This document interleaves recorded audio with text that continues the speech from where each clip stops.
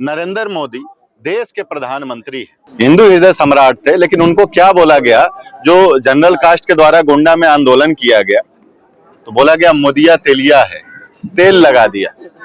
मतलब आप समझ सकते हैं, मैं उनकी मानसिकता पे बोल रहा हूं, उनके दिमागों में कितना घर किया हुआ है। अरे हम तो प्रोग्रेसिव लोग हैं, हम तो बोल रहे हैं कि भाई हाँ हमें क्लास में लेकर के चलो, लेकिन जो पहले से जाति में बैठे हुए हैं, तुम एक क्लास में आ सकते हो लेकिन तुम्हारी पहचान उसी जाति से होगी। तुम प्रधानमंत्री बन सकते हो लेकिन हम तुम्हें तेलिया ही बुलाएंगे। तुम कर्पूरी ठाकुर हो सकते हो, तुम बिहार के मुख्यमंत्री हो सकते हो, लेकिन हम यही बोलेंगे कि कर्पूरी सचिवालय छोड़ो, उस तरह लेकर के भैंस का बाल बनाओ। तो जो जाति है भारतीय समाज की, वह नहीं जा सकती है। तीसरा चीज जो हम कहना चाहते हैं, जो कि प्रमुख है, कि इस यूजीसी बिल पे जो इन्होंने एक मोम का शेर दिया, जबड़ा इसका बड़ा किया, इन्होंने स्टे लगा दिया है, जबड़ा बड़ा किया, लेकिन जो दांत है इसके उसको रेत दिया। इस यूजीसी बिल पे जो स्टे लगा है, मैं आपके समक्ष इसको फाड़ता हूं और जो न्यायालय ने इस पर स्टे लगाया है, मैं उसका भी विरोध दर्ज कराता हूं। चिनुआ अचेबे, इसको तो उड़ा ही दो। चिनुआ अचेबे जो कि इतिहासकार हैं, वह कहते हैं कि इतिहास को सिर्फ जो शिकारी है उसके नजरिए से नहीं देखा जाना चाहिए। एक तरफ शिकारी है, दूसरी तरफ शेर है, या यूं कहें एक तरफ शेर है जो कि शिकारी के रूप में है और दूसरी तरफ हिरन है। तो इतिहास को हिरन के भी नजरिए से तो देखो भाई। जो हजारों सालों से जातिगत दंभ झेले हैं, जिनकी पहचान ही आइडेंटिटी जिनको जन्म के बाद से ही थोप दी गई, उनके भी नजरिए से देखो। आज एक भारतीय जनता पार्टी बहुजन हितैषी बन करके आई। मेरा तो दिमाग भी इस पे नहीं काम किया कि जो लगातार इंटरव्यू में पीछे छोड़े हुए ये इतने हितैषी हैं बहुजन के, तो वाइस चांसलर जो कि 48 हैं, जिसमें से मात्र 5 ओबीसी, 1 एससी, 1 एसटी है, और सारे के सारे जनरल कास्ट से आते हैं। और आप देखेंगे कि वो भी आते हैं तो आरएसएस की चड्डीधारी गैंग से आते हैं, चड्डीधारी गैंग से। प्रोफेसर की जो सीट है, नए आंकड़ों के आधार पर प्रोफेसर की जो सीट है, 80% ओबीसी की खाली है, 83% एसटी की खाली है, एसोसिएट में 69% खाली है, एसोसिएट में खाली है। अरे भाई इसको भी कोई भरेगा? लगातार आप रिसर्च के फंड कट कर रहे हैं, स्कॉलरशिप सबसे ज्यादा कट की गई। इलाहाबाद विश्वविद्यालय में 400% इन्होंने फीस बढ़ा दिया। लेकिन जो विरोध प्रदर्शन कर रहे थे वो कह रहे थे हमारे बच्चों का अधिकार छीना जाएगा इस बिल के जरिए से। कौन सा अधिकार छीना जा रहा है मुझे या नहीं समझ में आ रहा है। नहीं, मैं आपको बता रहा हूं कि 10 लोगों की जो इक्विटी कमेटी है, इस 10 लोगों में मात्र 1 एससी, 1 एसटी, 1 ओबीसी है और 1 दिव्यांगजन है। बाकी जो 7 जो बचते हैं, जो यदि इस पे हटा दिया जाए ओबीसी, एससी, एसटी का, तो बाकी 7 तो सामान्य ही बचते हैं। और यह भी तो हमें डर है कि भाई 7 तुम जनरल कास्ट से ही रख दोगे। और वह आएगा जो पदेन अध्यक्ष है, जो कि कुलपति रहेगा या प्रिंसिपल रहेगा, वह भी लगभग जनरल कास्ट से हैं।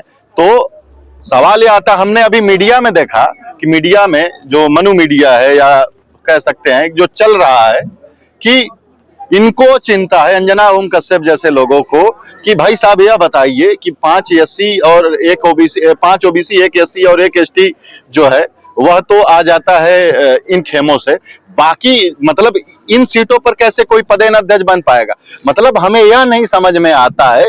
ऑलरेडी लगभग 85 से 90% जो कुलपति हैं वह जनरल कास्ट से आते हैं।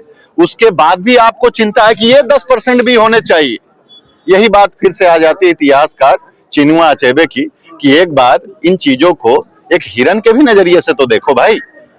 मीडिया में आप हैं, ब्यूरोक्रेसी में आप हैं, यूनिवर्सिटी में आप हैं, कुलपति आपके, एक बिल जो कि दांत जिसका रेता गया हो, मोम का, मतलब मोम का शेर है, दिखाने के लिए शेर है, लेकिन उससे आपको आपत्ति है। और मैं पुनः कहना चाहूंगा कि भाई हमारी एक मांग है, आप मोदी जी इतने हितैषी हैं दलितों के, पिछड़ों के, तो आप इसको पार्लियामेंट में एक बिल लेकर के आइए, एक कानून लेकर के आइए। आप काबिल नहीं है, एनएफएस आता है आपके लिए, नॉट फॉर सूटेबल। आपके नेता बोलिए नहीं रहे हैं। सबसे बड़े तो नेता बन करके आ रहे हैं नरेंद्र मोदी जी, बहुजन हितैषी। तो सब भाई, मैं तो चाहता हूं मोदी जी की उम्र जो है बड़ी लंबी हो।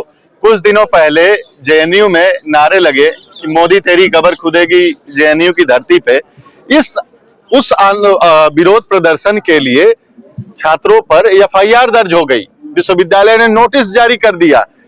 ये जो जनरल कास्ट का आंदोलन था, जो कि पूरे लगभग गोंडा से लेकर के हर जगह पर हो रहा था, उसमें नारे लगाए जा रहे हैं कि मोदी तेरी कबर खुदेगी, यूजीसी की धरती पर मोदी तेलिया है, तेल लगा दिया, एक भी मुकदमे नहीं दर्ज हुए।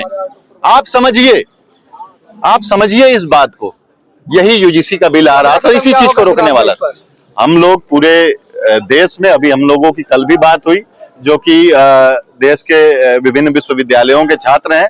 आप देखेंगे जैसे ही कोर्ट का स्टे आया, सबसे पहले विरोध दर्ज कराया इलाहाबाद विश्वविद्यालय के छात्रों ने, लगभग हजारों की तादाद में उसी शाम को सड़कों पर उतरे, अपना विरोध दर्ज कराया और सभी ने एक सुर में मांग की कि मोदी जी पार्लियामेंट बिल लेकर के आइए, ऐसे नहीं चलेगा, ऐसे आप नहीं गए थे, आप यूजीसी भी गए, आप जंतर मंतर आ गए। जंतर मंतर हम विरोध प्रदर्शन दर्ज कराने के लिए आए हुए हैं। हमारी अगली कॉल में होगा, हम तो धर्मेंद्र प्रधान का भी घर घेरेंगे और यूजीसी को भी घेरेंगे और मोदी जी को भी घेरेंगे। अच्छा, एक और चीज, यही जो राइट विंग पेडलर्स हैं वह बोल रहे हैं, धर्मेंद्र प्रधान जो कि शिक्षा मंत्री हैं, उनका तो एक क्लास बन गया ना भाई साहब, ये इनके राइट विंगर पेडलर्स बोल रहे हैं उनके पिछवाड़े पे यू शेप का जो किल आती है उसको लगा करके मारो, क्योंकि बिल तो वापस होगा ही। मतलब ये कौन लेकर के आता है? इतना भी कॉन्फिडेंस कहां से आता है भाई? यह आता है जातिगत दम्भ से। सांसद क्यों नहीं आ रहे हैं आगे इस मामले में? हम आह्वान करेंगे कि वह लोग भी आए, नहीं तो समाज भी इनका बाइकआउट करेगा।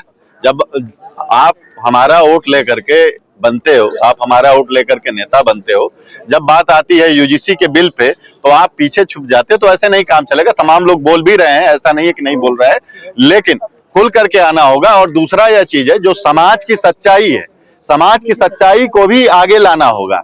और जो सबसे महत्वपूर्ण चीज जो मैं कहना यह चाह रहा था कि आप देखेंगे रोहित वेमुला आत्महत्या करते हैं, पायल तडवी आत्महत्या करते हैं, ऐसे बहुत से रोहित, ऐसे बहुत से वेमुला, ऐसी बहुत सी तडवी विभिन्न विश्वविद्यालयों में थे जिन्होंने अपनी आत्महत्या की, लेकिन उनके केस नहीं आ पाए। ऐसे रोजाना वेमुला तडवी विश्वविद्यालयों में, हॉस्टलों में जो कि इस तरीके का सामना करते। अरे हम जब इलाहाबाद विश्वविद्यालय में थे अपने कार्यकाल में, हम आपको बताना चाहेंगे ऐसे बहुत से केसेस छात्रों के आते थे कि हमारा इतना नंबर आ गया लेकिन हॉस्टलों में पोजीशन नहीं मिल रहा है, हमें इंटरव्यू में इतने कम नंबर दे दिया, जानबूझ करके दे दिया पीएचडी एडमिशंस में।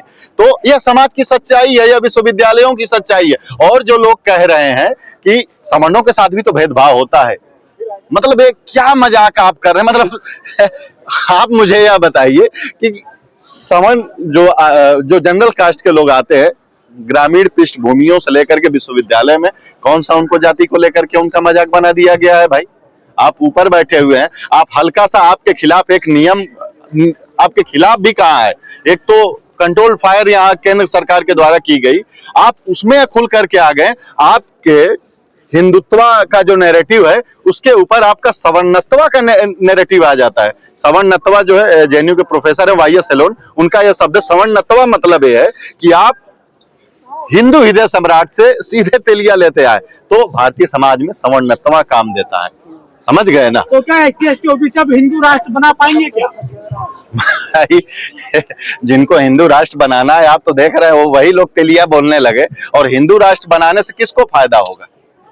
किसको फायदा होगा? यही तो मतलब हिंदुत्व की पॉलिटिक्स है कि हिंदुत्व करते हुए आप ओबीसी एससी एसटी को मूर्ख बनाए, और सदियों से आप बनाते आ रहे हैं। किसी तरीके से विश्वविद्यालयों में इन तबकों के छात्र पहुंच गए हैं, वो भी आपको देखा नहीं जा रहा है, और उसमें भी आप धक्का मारने का प्रयास कर रहे हैं। देखिए, मेरा नाम अखिलेश यादव है, मैं छात्र उपाध्यक्ष हूँ इलाहाबाद विश्वविद्यालय का, और वर्तमान समय में मैं पीएचडी कर रहा हूँ centre for historical studies JNU से। देखिए, मैं तो जो माननीय सम्मान भी करता हूँ माननीय जज साहब का, जिन्होंने सर्वोच्च न्यायालय में बैठ करके यह निर्णय दिया, जो कि कास्टलेस कास्ट से आते हैं, जाति विहीन जाति से आते हैं। और मैं तो उनकी मेरिट पर भी सवाल खड़ा करता हूँ, जो बहुत बड़ी मेरिट लेकर के बैठे हुए हैं, कि भाई साहब रैगिंग और इक्विटी उसमें अंतर नहीं कर पाए, मतलब एक पार्लियामेंट के बिल में और एक यूजीसी के रेगुलेशन में, जो कि मोम का शेर है। जो रैगिंग का पार्लियामेंट का बिल है वह 2009 में ही आ चुका है, और यह जो मोम का शेर है, जो अभी यूजीसी की का रूल आया है, वह अभी कुछ दिनों पहले आया। रैगिंग यदि कोई सीनियर अपने जूनियर के साथ करता है तो वह तो अपने दिमागों से, जब वह सीनियर होगा तो निकल जाता है, लेकिन जो जातिगत भेदभाव होते हैं, जब आप इक्विटी की बात करते हैं तो आप देखेंगे कि एक जो छात्र विश्वविद्यालयों में पढ़ रहा है वह दलित वर्ग से है, फिर भी उसे कोटे वाला बोल करके संबोधित किया जाता है। उदाहरण के तौर पर जो यह बोल रहे हैं कि एससी और एसटी में भी क्रीमी लेयर आ गए हैं, मतलब कि मलाई वाले लोग आ गए हैं। भाई हम तो मट्ठे पर जीने वाले लोग हैं, आज तक तो मट्ठा पी करके, मट्ठा खा करके इनसे लड़ते हुए आए हैं और अभी तक अपने आप को बचाए हुए। हम आ रहे हैं आपके सवालों पे। तो आप देखेंगे या बोल रहे हैं कि क्लास बदल जाएगा। भारतीय समाज है, क्लास बदल जाने से जो जाति का जो चस्पा लगा हुआ है वह नहीं बदलता।